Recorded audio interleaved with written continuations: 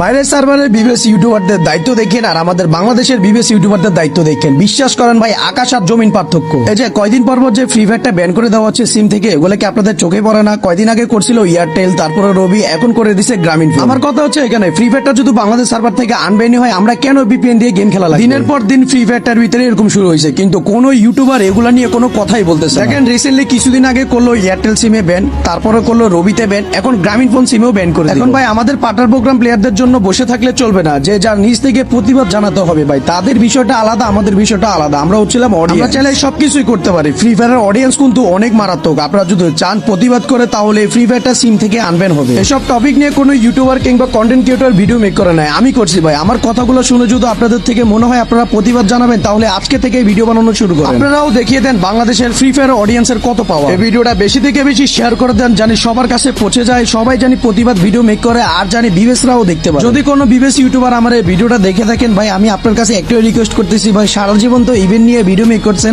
আজকে এই টপিকটা নিয়ে ভিডিও মেক করেন। দেখেন ভাই, অডিয়েন্সেরও তো সুবিধা অসুবিধা দেখতে হবে। এখন থেকে আমাদের দাবি একটাই, সিম থেকে ফ্রি ফায়ারটা আনবেন করা হোক।